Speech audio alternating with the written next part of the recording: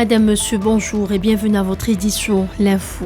Les avions de combat de l'occupation sioniste ont lancé des raids ce jeudi contre la bande de Gaza, a rapporté l'agence de presse palestinienne Wafa.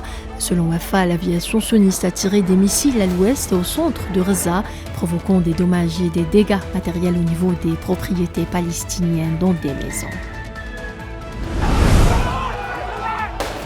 Un jeune Palestinien a succombé ce jeudi à ses blessures subies lors du massacre sioniste sanglant contre la ville de Jénine et son camp de réfugiés, a indiqué le ministère palestinien de la Santé.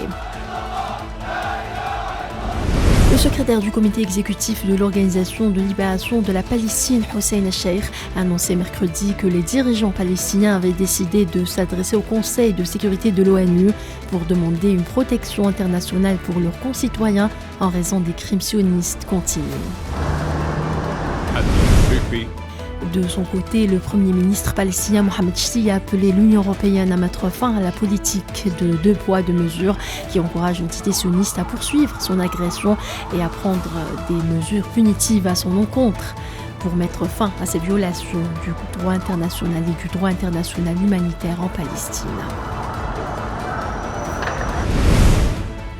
L'Algérie a condamné fermement l'agression barbare perpétrée par les forces d'occupation sionistes contre les Palestiniens à Naplouse, faisant plusieurs martyrs et de nombreux blessés, appelant la communauté internationale et le Conseil de sécurité de l'ONU à intervenir en urgence pour mettre un terme à l'escalade dangereuse contre le peuple palestinien, selon un communiqué du ministère des Affaires étrangères algérien.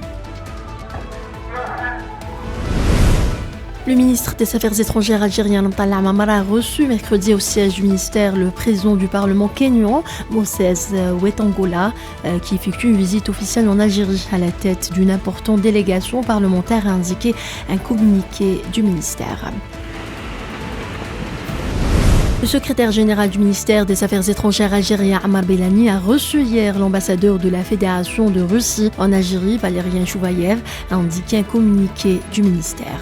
Lors de cette rencontre, les deux parties ont eu des discussions approfondies et fructueuses sur les moyens de renforcer les relations algéro-russes et de hisser la coopération bilatérale à de haut niveau, à même de répondre aux aspirations exprimées lors de l'entretien téléphonique qu'a eu le président algérien Abdelmadjid Tebboune avec son homologue russe Vladimir Poutine le 31 janvier dernier.